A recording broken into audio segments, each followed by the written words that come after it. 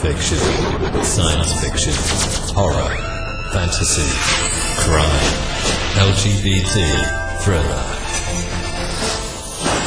You have now entered the House of Mystery with your hosts, Eric Shapiro, David North Martino,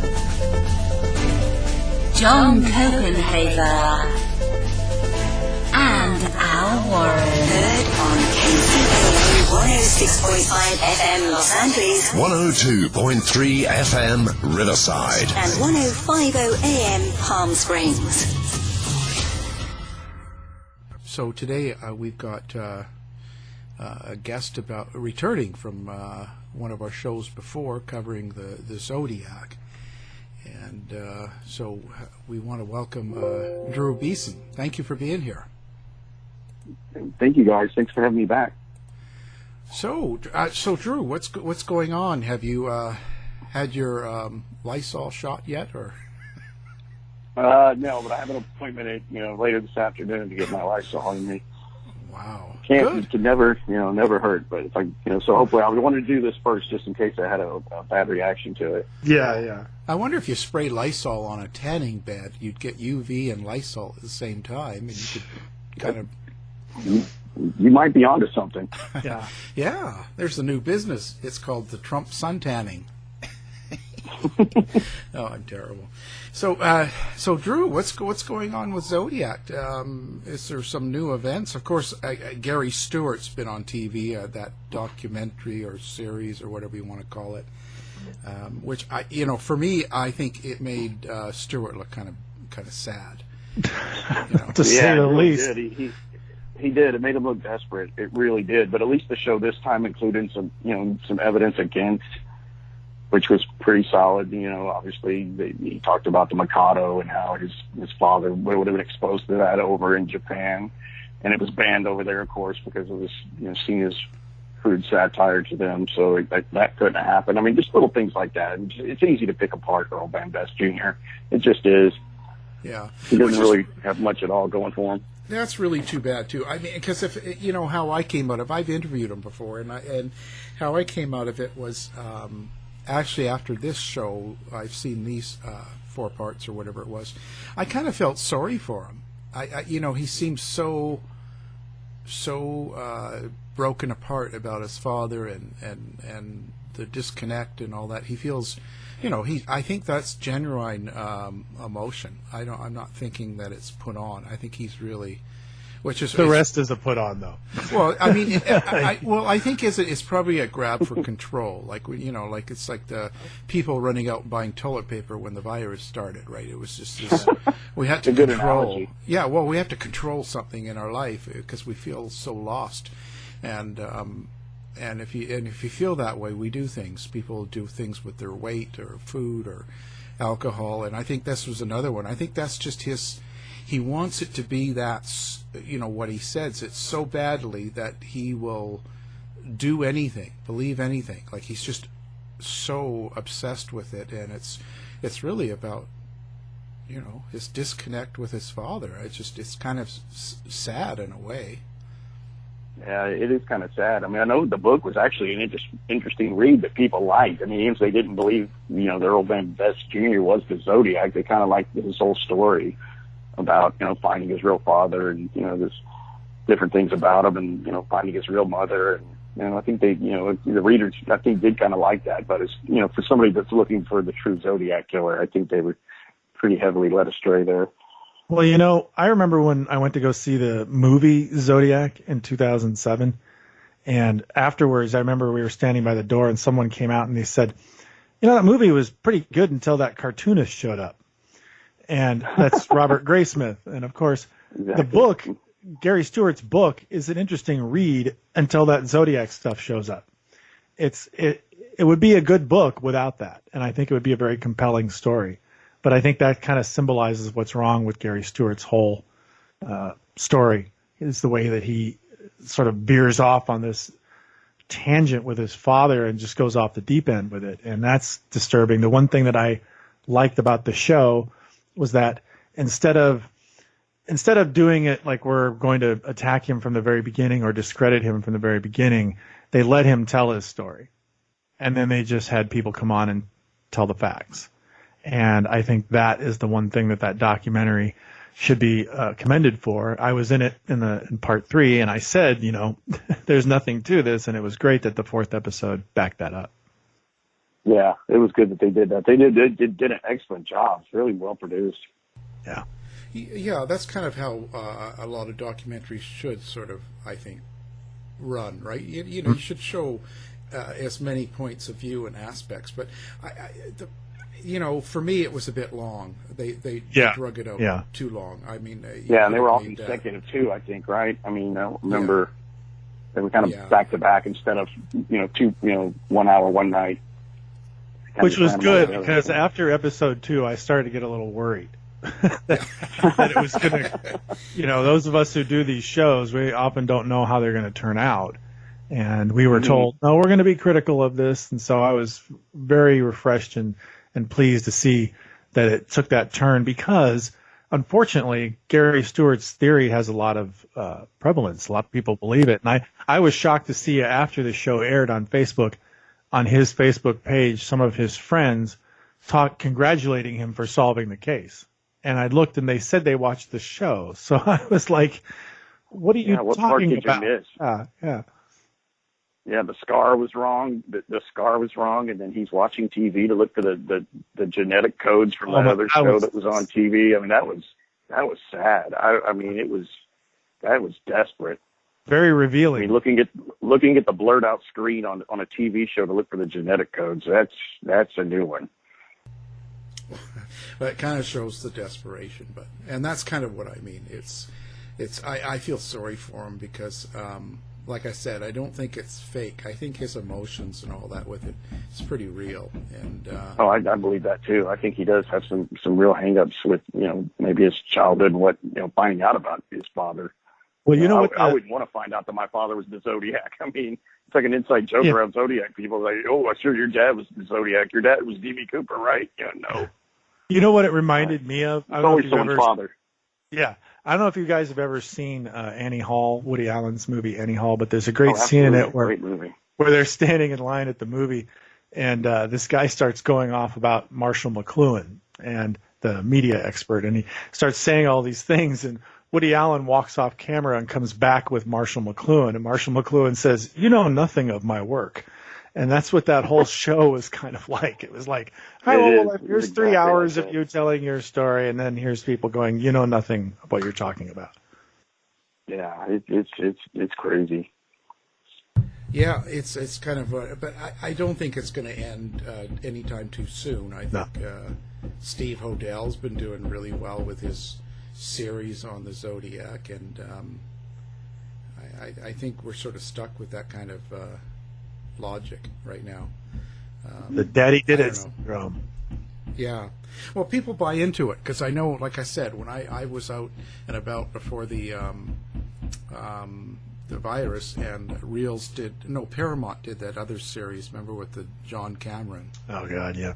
Yeah, but people will come up to me because they know I write crime and all that, and they'll say, "Oh, so they figured it out. So that guy was the guy, right?" And so people walk away from these series really buying into it.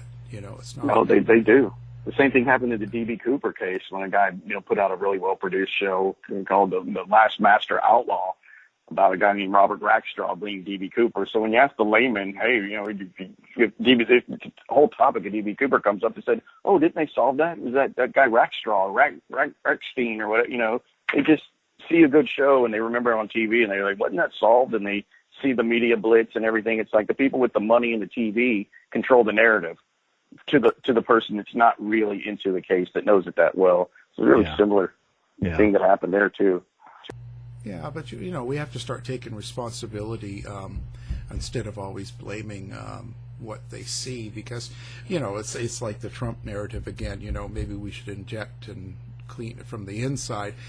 If you think about things when you're told, or when someone said something, or when you see a show, you think about it. You should you got to have your own thinking skills and kind of go, yeah, that doesn't sound very logical, right?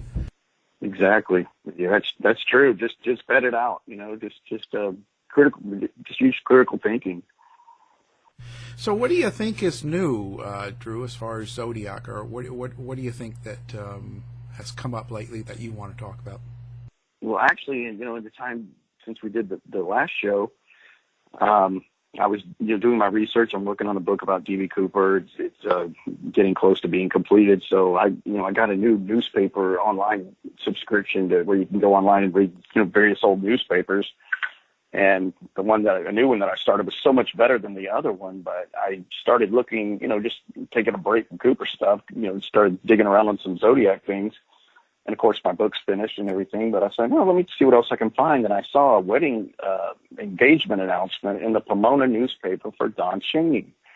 And for any listeners that's not familiar with my person of interest, it's Donald Lee Cheney. He was a friend of Arthur Lee Allen. He's mentioned in the movie The Zodiac, and he's the guy that brought forward Arthur Lee Allen, who's still probably the top suspect on most people's minds in the Zodiac killings, and brought his friend forward in the summer of 1971.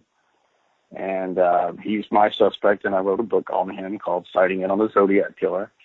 And it's been out for about 3 months now, and that's the book we talked about, obviously, when I was here last time. But in doing some of that research, I found out that Don Cheney was in the Air Force. And I didn't know that before. It had never come up, and, I looked to see if he was in the military, but he was actually in the Air Force for 2 years. And people that research the Zodiac a lot, when you hear Air Force, you're going to think immediately of the wing walker shoe print that was left at the Lake Berryessa attack, because a wing walker is obviously an Air Force-related shoe for people that work on planes or fly planes, because you got non-slip soles. Some of them have steel toes, things like that. So it makes you conjure up your thing about the wing walkers. And also you see these different shows about suspects that they always try to tie to the military, because maybe they had cryptography training in the military. So they're always thinking, okay, Zodiac must have been military, or maybe, ex-law enforcement, kind of like Golden State. But it was interesting to me that he does now have that military piece. He was in the Air Force for 2 years. And it was interesting to see some of the stuff that I even found out that he learned when he was in the Air Force. He was stationed over in Harlingen, Texas, and it was in 1957. And I was able to find a complete course listing of what they would learn there. And one of those classes that he took there they called it Night Cell, which is celestial navigation for new pilots. And that immediately made me think of Michael Cole's work, where he thought the Zodiac may have had celestial navigation training or some kind of study, because he tried to line up, in his book about how the Zodiac may have tried to strike on the equinoxes and things like that. And a lot of those dates that the Zodiac would strike on weren't exactly lined up with some of those things. So some people didn't really buy into that, but he seemed pretty confident about it. And also the fact that we know that the Zodiac used the compass rose on the Phillips 66 map, where, the Mount Diablo code. And he obviously drew the Zodiac target he put in for magnetic north, and that's obviously a reference to navigation. So it is interesting that Don Cheney did have what they call Night Cell in Harlingen when he was trained to be a pilot. So that's kind of an interesting cut in there as well. And so after finding that out, I was, pretty excited, and I wanted to dig into him a little more. And I knew that he had gone to Bakersfield College. Don was born in Bakersfield, California, and he went to high school there and junior college. It was Bakersfield Junior College. So I was just looking through one of the yearbooks, because all their yearbooks are online. All their school newspapers are online. It's called the Renegade Rib. And I was looking at, I think, one of the school newspapers, and I saw the little box on it, and it showed the reporters for the school newspaper. And one name that was on there was Paul Avery. And I thought, surely this can't be the same Paul Avery of San Francisco Chronicle fame that reported on the Zodiac Killer. And I thought, maybe that name's pretty common and it's not him. So did a little more, I knew a lot about Avery, but not a whole lot. Just a lot of things people don't know about him that I know now. But I looked up, I knew his father was in the Navy, so I found some kind of really detailed listing of everywhere his father was stationed. His father was a naval pilot during World War II, highly decorated, and he was career Navy, and he would be stationed after the war at different little places. Well, I found where he was stationed in Inyo, California, which is just next to China Lake. And it was during that same time that I saw this Paul Avery being at Bakersfield College. So I quickly ascertained that that was indeed the same Paul Avery that worked at the San Francisco Chronicle. And then I verified it again by going to the school yearbook, and there on the student council is a picture of a young Paul Avery, probably 18 years old, as a freshman at Bakersfield College. And it looks exactly like the photo that was taken of him, I think in 1961, when he first started working for the Chronicle. So I thought, what a small world that Don Cheney and Paul Avery are going to the same small little junior college in Bakersfield. Pretty strange. I mean, the classes were pretty small. I mean, I think that it was just freshmen and sophomores. Freshman class probably, this year it would have been, actually, both these guys, Don Cheney and Paul Avery, are the same age. Avery was born April 3rd, 1934, and Don was born April 25th, 1934. And they would have started in the fall of 52 when they both went to Bakersfield College. And, because Don graduated there mid-year of 54, so he's considered a 55 graduate, but he finished up in December of 54. So they were definitely there at the same time. Now, I can't prove that they knew each other, but it would be impossible for Don not to have known who Paul was, because Paul was, like I said, he was on the student council, and his exact title there was Director of Student Assemblies. So every time the freshman class would be gathered in their auditorium there, it's called the Harvey Auditorium, Avery would get up in front of the group and say, hey, this is what we're doing this week. Here's some activities that we have. And then they would have like a music act or something that would come on after that. But he would always introduce those things, and it happened every Friday at the college. So he would be a guy that would be extremely difficult for Don not to have known of while being at Bakersfield, as small as it was. So I thought, what are the odds? I mean, even if people that don't believe that Don Cheney could be the Zodiac Killer, the fact that two major players in this case were going to the same little junior college in 1952 and 1953 is something to dig into. And I was pretty happy. And then it got even better when I found out what student play production was done in May of 1953 when they were both still there. It was The Mikado. And everybody knows that the Zodiac was heavily influenced by the Mikado, of course, with, you had the Exorcist letter, you had the Little List letter that the Zodiac often quoted from. And that just happened to be the play that they were doing when they were both there. So, what would start as a pretty wild coincidence doubled when I found out that they did that play there, which is really strange. And one of Avery's good friends, Avery actually graduated from Burroughs High School, which was by Inyo Kern. I think at the time it was called Ridgefield, but they're all right there together, China Lake. There's a Naval Ordnance Station there where Avery's father was working at the time. But Avery's good friend that he graduated with, and they were both groomsmen at a wedding together, his name's Jim Crutcher. And he was in the production. He went to Bakersfield College, too, with Avery, and he had one of the lead roles in the Mikado. He played Yankee Poo, and that was a good friend of Avery. So pretty wild stuff that those guys were in that kind of proximity together that early. I'm curious. Sorry to make you go back, but didn't you say something about a notice about a marriage for Don Cheney? Yes. When was that? I've seen. That was in 1963. Okay. Pomona, 62 or 63 in Pomona, and then they also did a full layout in the Bakersfield, California paper for his wedding. He was married in Pomona, where his wife is from. And they also did a big layout of the wedding in the Bakersfield, California. And of course, another interesting thing about that is it listed everybody that was at Don Cheney's wedding, and his best man was indeed Ron Allen, Arthur Lee Allen's younger brother, of course. Ron Allen was his best man, which I thought was interesting. And Sandy Panzarella was there as well. I don't know if Arthur Lee Allen was in attendance. They didn't list him. I know they met in, I think, 62. Mm-hmm. But Don did meet Ron first, which obviously that's how he met Arthur Lee Allen. Yeah. So what do you come away with this? Like, what's your thoughts then after this? That's pretty eye-opening, considering, I'm definitely open to coincidences, and I don't try to force things, but I had already built a pretty solid case with Don Cheney. I mean, before I knew three more pretty big facts about him. I have a solid case for him already. And when you find out that the principal guy that was reporting on the murders was going to a small college with him as early as the early 50s. There's definitely more to dig into there. And the play was being done.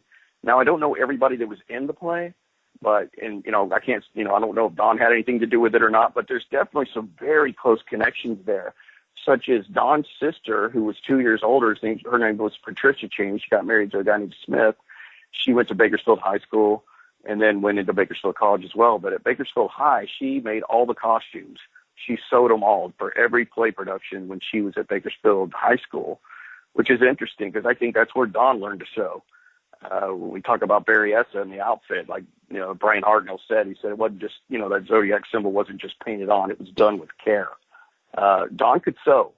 It's one thing you'll see on, a thing about, with different suspects or a profile of suspects. And I think Korsgaard's book goes into that. Like, you wouldn't have the local seamstress doing up your Zodiac outfit for Lake Berryessa. Don Cheney knew how to sew. Probably learned it from his sister. I mean, he's good at it. I mean, I have a picture of something he made. Very good with his hands and sewing and creating things. I mean, having all these other little pieces already there, just amplify the fact when you add that Paul Avery is there in such close quarters, maybe even been in a classroom with Don that early. There's something there that doesn't make him the Zodiac Killer, but it definitely opens up the avenues that the weird dynamics with this case and why it's still not solved after over 50 years could be something that could help someone else. Like, okay, I don't think it was Don, but maybe this connection between the two. And it is odd. Why was Avery selected out? Of course, he made some insults towards the Zodiac Killer, but it wasn't until, a year after he really hit him pretty hard that he received the Halloween card, so that probably would have died down a lot. And then again, why was, Paul Avery the one tipped off about the Riverside, in the Slow Boat to China letter? There's just some things going on there that need to be looked at in more detail. I mean, that's what I'm doing now, but it's pretty eye-popping. I read a thread from a guy on the internet where he was trying to make a case for Paul Avery being the killer, which I think is ridiculous, but there is something more going on. And when you take the fact that Don, if Don did know Avery that early, and we know he knew Arthur Lee Allen and his particular habits, that's pretty damning. I mean, they say about Arthur Lee Allen that if he's not the Zodiac Killer, then he's the most unlucky person in the world because there's so much solid evidence against him. Of course, there are things that point against him, like some of the handwriting, fingerprints, DNA, everything, but there's so much that does point towards him that's so quality that you have to say, if it's not him, he's the most unluckiest person in the world. So if that's the case with Arthur Lee Allen, then Don Cheney is fivefold the most unluckiest person in the world. To have this much against him and not have something to do with these killings. That's how I look at things. What are the negatives toward Don Cheney then? Well, the obvious negatives, I mean, the first one would be that, according to Don's own words, that he moved out of the Bay Area on, sometime pretty soon after January 1st, New Year's Day, 1969, the day after he claims Arthur Lee Allen told him all this stuff about wanting to be the Zodiac Killer and going to lovers' lanes and what they were going to do and this kind of thing. Well, Don says he moved after that. And of course, only one canonical crime had happened up to that point, which was Lake Herman Road. So Don says he moved. So he moved back to the Pomona, where his wife's from. So, people would say, well, if he created the next three crimes, they were all in the Bay Area, he would have had to have driven 6 hours to commit these crimes. So that comes up a lot. Well, it's easy for me to answer. The guy was an avid outdoorsman, avid big game hunter, hunted a lot, and had a lot, from what I could tell by reading a lot of detailed stuff, from another blog from his son, who's never brought up the word Zodiac Killer whatsoever. I'll get that out there. But he did talk about his father when he was younger and where they would go hunting and what they would do. And he would go on these long hunting trips. So for him to go 6 hours to do this stuff is really not a problem for a guy like Don. And we know that the Zodiac crimes happen either on weekends or a holiday. Obviously, the night of July 4th, you have at Blue Rock Springs, and everything else fell on a weekend. So that's one of them. And the second one, the most major one someone would throw out would be, well, if Don was the Zodiac, why wouldn't he just leave a piece of Paul Stein's shirt over at Allen's either trailer or his house, he had both, or Paul Stein's wallet? Well, my answer to that is because the game would be over. Because if you found either of those things against Arthur Allen with everything else was pointing against him, it would have been just enough to convict him, I think, with the jury. I mean, we're talking about before the DNA days, even without the fingerprints, and, Allen's already a convicted child molester. That probably been all a jury would have needed. We found a piece of the cab driver's bloody shirt at your trailer. You're gone away. And think about that. If Allen goes down for the killings, the fun's over. We got the killer. What's going to happen now? If you created the moniker of the Zodiac and went to all this trouble and wrote the letters and taunted police, you don't want it to end. You want to kind of keep living the thrill of what you did, which is what I think happened here. Well, there's also the problem with Don Cheney's ever-changing stories. He originally told police that he thought that this conversation happened, in December of 1967, and then when he was confronted with the fact that he had mentioned that Allen said he lost his job, and Allen had lost his job after that date. So then he changed the date to a year later. And the date was very important because of the timing of the Zodiac crimes. And then I've also noticed that in Robert Graysmith's book, Zodiac Unmasked, which I do not recommend as a fact-checker book, but there is a quote in here where he says that he had a conversation with Arthur Lee Allen. He says, this conversation took place prior to September of 1966, as that's the month and year I married my first wife. That is why I recall the time easily. I did not see Allen to any great degree, nor go out on hunting and fishing trips with him after my marriage. So the dates are all over the place here. He's having some difficulty remembering this alleged event. That's true. There's so many factual errors. But the main shift that Don did was going from New Year, that Allen originally told him all this stuff about wanting to be in the Zodiac and all this stuff. He originally stated, and it's even said in the movie, it's been a while since I watched it, but I believe they even say the date of January 1st, 1968. Yeah. And later Don changed that. When he did the documentary, his name was Arthur Lee Allen, that would kind of coincide with the movie. He knew he had a problem with that, so he changed it to January 1st, 1969, to better fit his theory about trying to frame Arthur Lee Allen. And we know he's lying everywhere because he said, I went over to Arthur Lee Allen's house on that New Year's Day, 69, and he showed me the watch he got for Christmas. It was a Zodiac wristwatch. It was brand new in the box. And he wanted to know, did my mother stiff me, give me a cheap gift? Well, we know from Arthur Lee Allen's younger brother, Ron, that Ron got an identical watch for Christmas, 1967. So Don's already off on his dates. He's already making up lies to cover this stuff. Because he's trying to make you think that he's trying to say that Allen kept this brand new watch in a box for a year or so and then showed it to him. Well, on the video, it would have been brand new. It would have been just, but he did shift it a year. I mean, he purposely shifted that date from for a whole year. And he never mentioned the watch to begin with.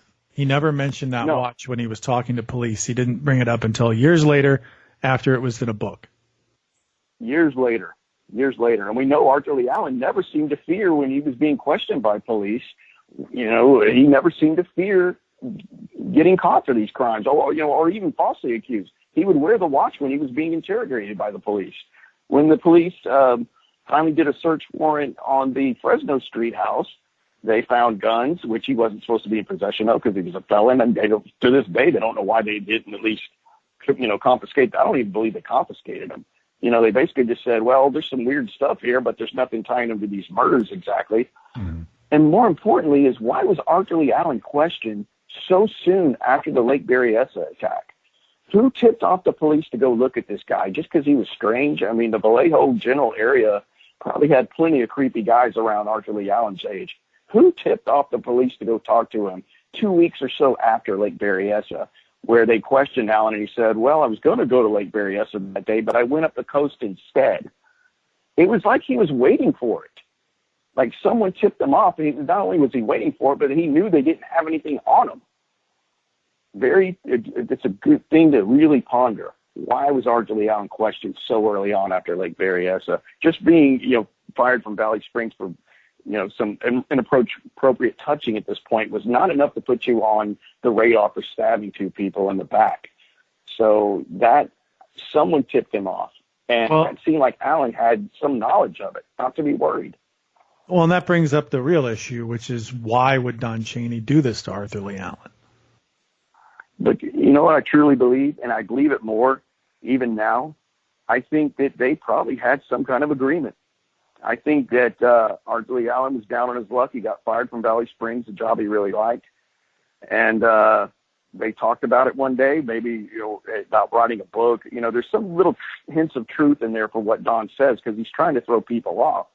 But they came up with some kind of plan to do this. And I think they probably had some form of agreement, like Don was going to be the lead and Arthur Lee Allen was going to maybe, get to be looked at as something other than he was, a child molester.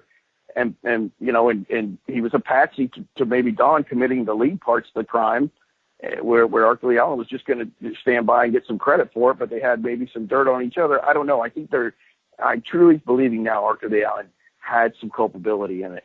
I don't think he was the killer. I don't think he was cut out for it. It really isn't his profile, but I think he went along with it to some degree. Now, he did pass a polygraph when he was at Atascadero, and they said it was with flying colors or, things like that. He could have been on tranquilizers, or maybe the questions they were asking him were, directly, did you stab Brian Hart and Cecilia Shepard? I don't know.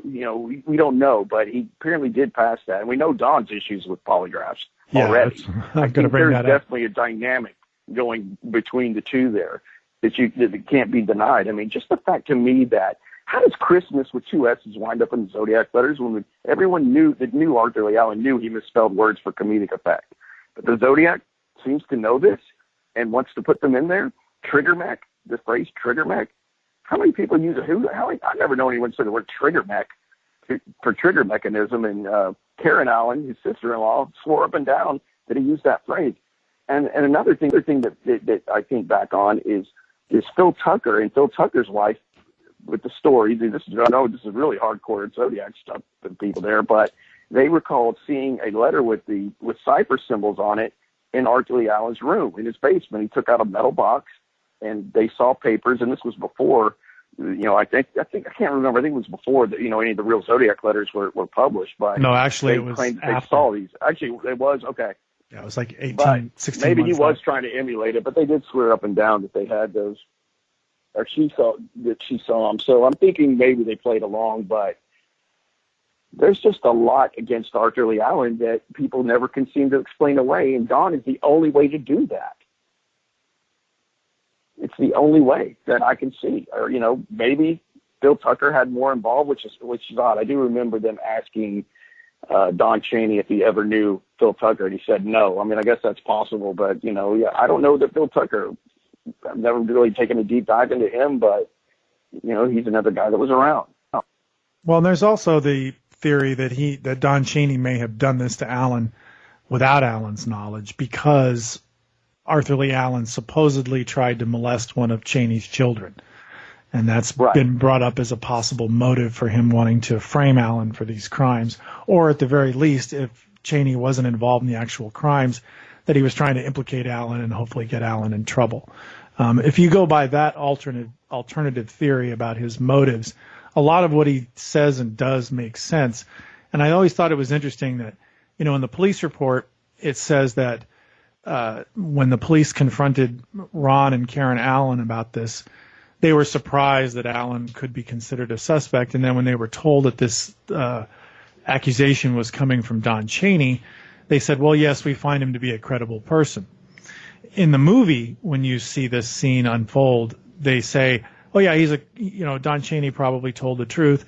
And then they skip to them talking about stuff in the Zodiac letters like Trigger Mech and Christmas and things like that. And they give you this strong impression that they thought that Don Cheney was telling the truth, which, of course, having spoken to Karen Allen years later, she made it clear they never believed that Allen was the Zodiac, and they never believed that Don Cheney was telling the truth.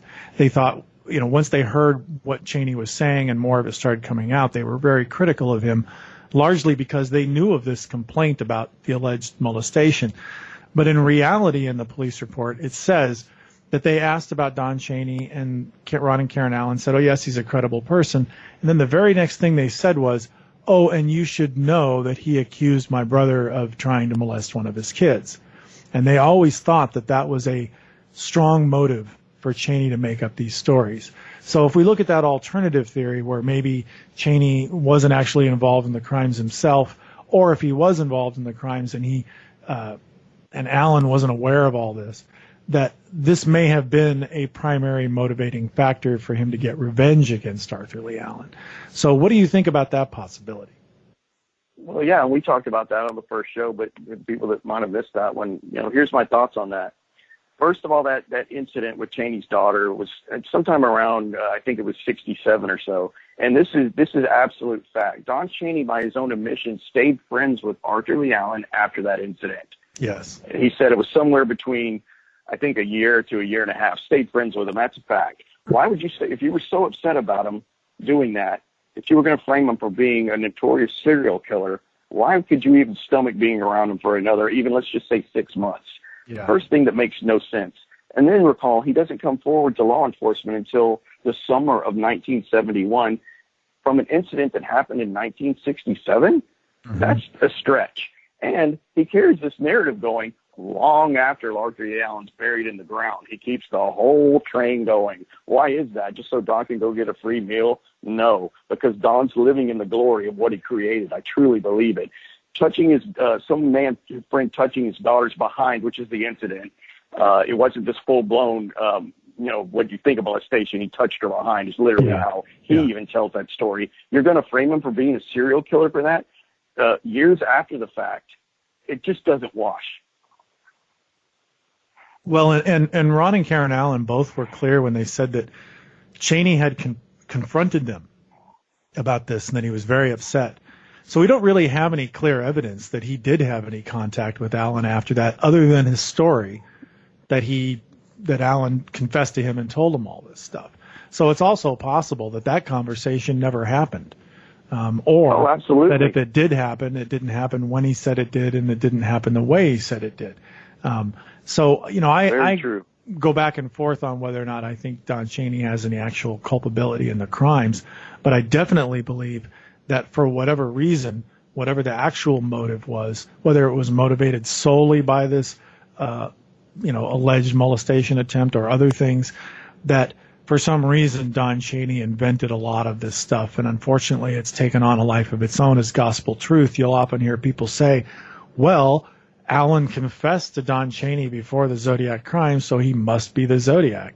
And that's where the timing becomes so important, and why so many of the aspects of Cheney's ever-changing story cause problems about his credibility. I mean, he claimed that in later years, not when he first talked to police, but in later years, he told people that Arthur Lee Allen took him to the crime scene on Lake Herman Road.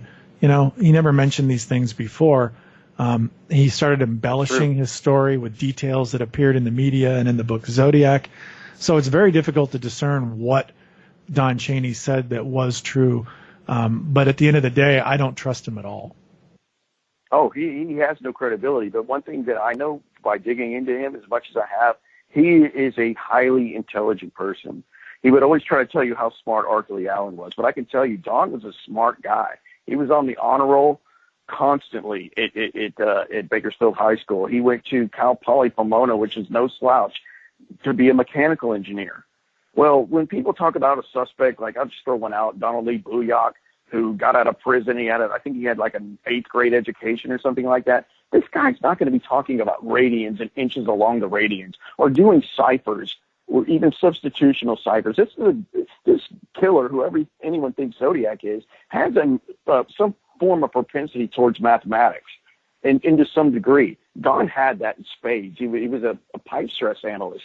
When Zodiac would say, "I'm crack proof," I think he's talking about pipe stress. I mean, that's what you try to achieve with pipes. It's something that wouldn't crack. It's stress resistant.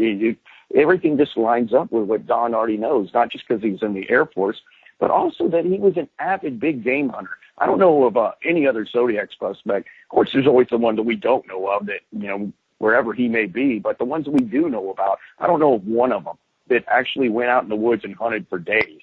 Don Cheney did. He was highly adept at knives. He preferred carbon steel knives, and he would sharpen them with his whetstone. He would gut clean animals.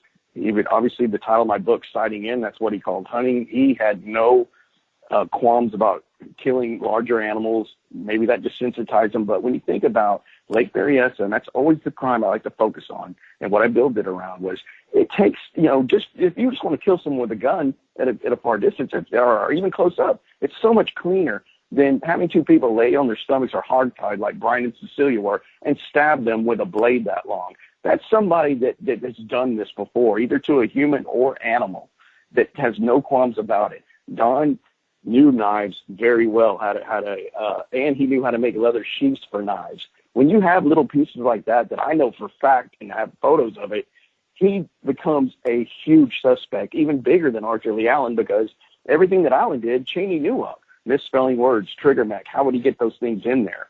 I mean, he has more going for him than anyone like Ross Sullivan or Richard Gaikowski, who they can't even determine if he was in Northern Ireland or Northern California for that matter. And these guys get spun around the washing machine of Zodiac suspects forever. They have nothing like this going for them. And then when you throw in the fact that Paul Avery was in the same little college as him in 1952, it's getting a little bit to where you can't just throw it off on coincidence.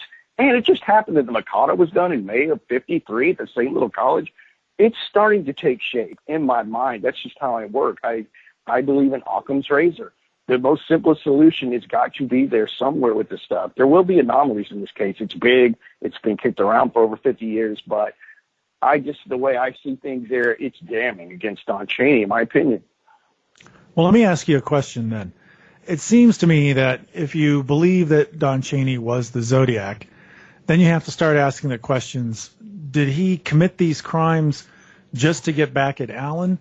Were these his first murders, or were there something before that? Because frankly, in my opinion, looking at the murders on Lake Herman Road, the brutality of those murders, I guess the confidence of the killer, it doesn't strike me as someone's first murder, especially the way he just matter-of-factly shoots David Faraday in the head and shoots Betty Lou Jensen in the back as she's trying to run away. It doesn't seem like someone who's panicked. It may not be their first time. So that brings up the issue of whether or not you think that Don Cheney had ever committed a crime before the Zodiac murders, or whether or not the Zodiac murders were simply an attempt to get at Arthur Lee Allen. I don't think it was. Well, first I will say I don't think it was an attempt to get to Arthur Lee Allen. I really don't. There would have been so many other ways to do that. Mm-hmm. But you know what I'm asking, though, right? I mean, no, I know what you're. Yeah, definitely know what you're asking. Yeah. I do not think that it was an attempt to get back at Arthur Lee Allen. I think he was indifferent. And then it makes me think of one other thing. I only found ever in one, and you might know it better than I do, Michael. You can know the case better than anyone. But I think Arthur Lee Allen was only told once, hey, you know why you're being accused of being a serial killer? It was your buddy Don. And he kind of just brushed it off like, oh, Don's crazy. It wasn't this huge rebuke like, oh, he's insane. I mean, Arthur Lee Allen had a much larger rebuke against Ralph Spinelli, who told the whole story about Arthur Lee Allen coming to his office and wanting to do a kill, and then Paul Stein gets shot, and he comes back and says, believe me now, that whole story. Yeah. But, he never gives a big pushback against it, which I really think the two are in it to some level together. I think Don was the lead, basically, based on his physical description. Officer Falk, barrel-chested, stocky, and Don, if you look at Don Cheney now, even when he was younger at 65, he's what I would call barrel-chested. He had the physical description better than anyone. All these other guys are either too big, too skinny. Don was barrel-chested, and I don't know his exact height. He was around 5'10", the best I can tell from other photos I have. But, going back to your other question, do I think he was involved in other murders? I don't know where exactly I come down on that. Like Riverside. I lean towards Riverside not being Zodiac, but I haven't really taken a deep dive in it. But I do find it interesting that that's the only time that Arthur Lee Allen missed a day of work at Valley Springs was right after the Riverside murders. I think it was the day after. Well, there was Riverside. Was it that? Yeah. Is that correct? Well, there was a day in between, so we don't. There's a lot of confusion about that, but the evidence seems to suggest that he either showed up for work and then took a day off. But again, the Riverside case is one of those things that you can get lost in, and it can cause a lot of problems if you start attaching it to any theory about the Zodiac case, because we don't know for sure. That's what I'm trying to state. Yeah, we don't know for sure whether it was a Zodiac crime or not. But I mean, it's just in general. For that. Yeah. Just in general, though, I mean, as far as the attitude of the killer at Lake Herman Road and stuff like that, it always struck me. I would say that. I would suspect that he did. I can't, I would, like we just said, I can't say if it's Riverside or Donna Lass or anything like that, but I suspect it because I can tell you this about Don. He could easily travel, not because of his hunting and just the way he was. And when you look at him, as smart as the guy was, he had a mechanical engineering degree. He never keeps a job for a long time. He becomes estranged from his entire family. They move back to the East Coast to Connecticut when, I think the kids were like, the son might have been 12. I think the daughter was 14 where they live now. And so he was estranged from them, and he never stays at any job for too long. For some kind of reason, he had an authority problem or something's going on. Because I can tell you one thing, he is highly intelligent, but he can never stay in one place. He's highly mobile. So I think even when he was, living with his wife and his two children, he could get around a lot. I think he would just say, I'm gone. I'm going to go hunting. And he would do that. I was looking at the Kathleen Johns incident again. And I remembered reading again how when Kathleen Johns said, and I don't know if that's a Zodiac crime or not. I don't know. A lot of people are still 50-50, but she said she saw kids' clothes in the car. When, the person that tried to kidnap her drove around. She said she could sell children's clothes, and they might have been from the ages of 8 to 12. Well, Don's daughter would have been at 8 at the time of the Kathleen Johns abduction. So there's little things there, but I think he probably did kill before to some, probably did. I just can't say where. Well, and I also wanted to ask you about something that's it's always bothered me, the way that Don Cheney has, the timing of events of things with him are very curious and very problematic. And when he claims that, when he claims that Arthur Lee Allen told him the story, and then he starts changing elements of the story and things, it casts doubt on him, not necessarily just on Allen. It raises issues about his credibility, because if you have to believe that, he claims that he went to the police in Pomona and talked about this, and then nothing was done. And then a couple of years later, he was talking to Santo Panzarella. And for listeners who don't know, Santo Panzarella and Don Cheney were roommates with Ron Allen during college, or they knew him during college, and that's how Allen met them. So years later, when Don Cheney is working for Panzarella, he starts talking about how Allen told him all this stuff, and it was basically Panzarella who convinced him to call the police. So he seems like he was reluctant, or at least he wasn't, trying to cast guilt or a suspicion on Allen from the start. It seemed like something that he was willing to say to people, but wasn't really willing to act on. And that alone is sort of problematic about it, because if you really thought that he was the Zodiac, I've often joked that, if we had a conversation and I said to you, one day I'd like to go out and kill a bunch of people and write letters to the media calling myself the Frankenberry Killer. And then, a year later, you're sitting there reading a paper about a guy who's killing people and sending letters to the media using the name the Frankenberry Killer. Wouldn't some part of your brain register, oh, yeah, I remember that? But Don Cheney didn't seem to be aware of the Zodiac crimes during a time in the Bay Area when it'd be almost impossible to not hear of them. And the thing that triggered him was reading about a story about a machete attack at a campground in Grass Valley, where they had a photograph or a composite sketch of a suspect wearing glasses. And, that's not a look that Allen had at the time, at least as far as I know. But it's a rather bizarre thing to trigger your memory when there are other things in the news which should be triggering your memory. So the whole idea that it took him so long to come forward, that he seemed to need prompting to do it, that he changed his story, that he left a lot of important details out, that he embellishes it years later, either way you look at it, whether Don Cheney was the killer or whether or not he was just somebody who was trying to frame a friend for some reason, there's a serious problem with everything that he said. So, Absolutely. It's unfortunate that we don't know whether or not he was ever really questioned by police from that angle. I don't think he was. He never was really even looked at as suspect too hard until he said, I licked Arthur Lee Allen's stamps for him. And everybody said, whoa, you licked your friend's stamps for him? Yeah. Well, obviously they would, how do you look at that, Michael, when he said, I licked his stamps for him?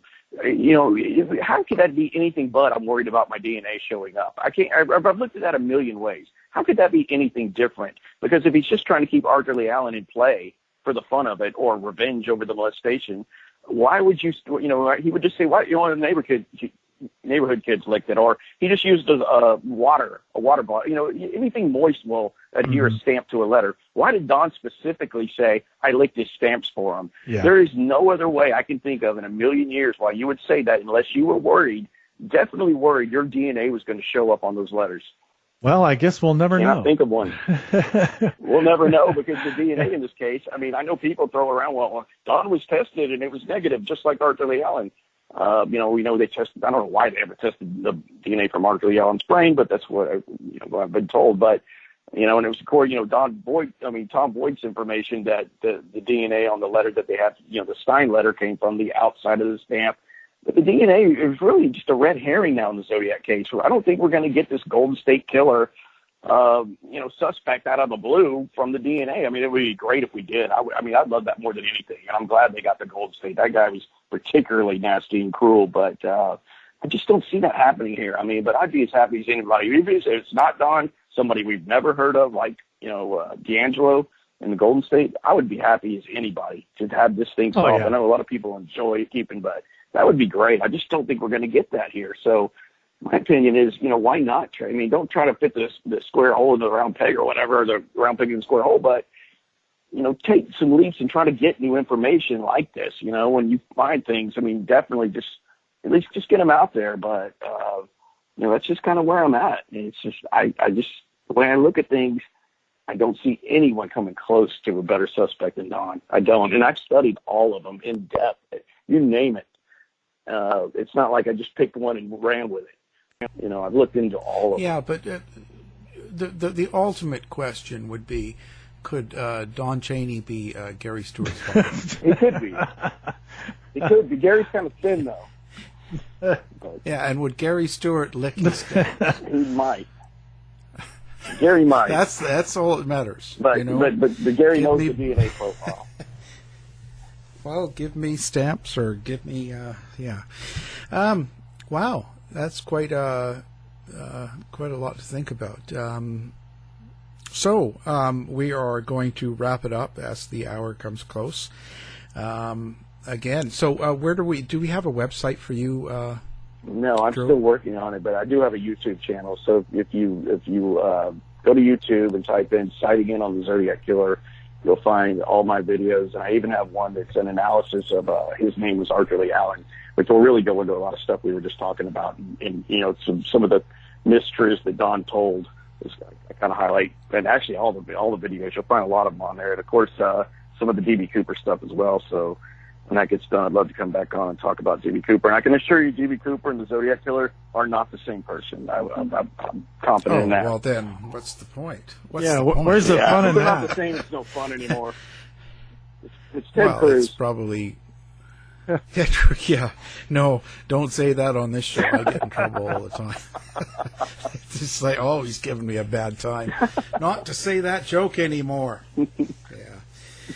Okay, well, that's great. We've had some D.B. Cooper before, so that's always interesting and fantastic. We'll put your YouTube website on our website, so people, if they can't find it, just go to our website and click on it. So, again, thank you.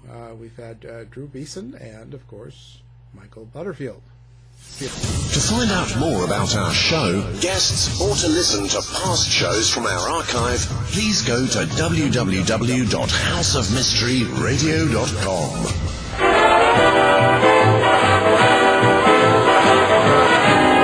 The mission has been completed. The end! By George, he's got it! It is the end! How dare you? If you're lying to me, I'll be back. This has been a production of Something Weird Media.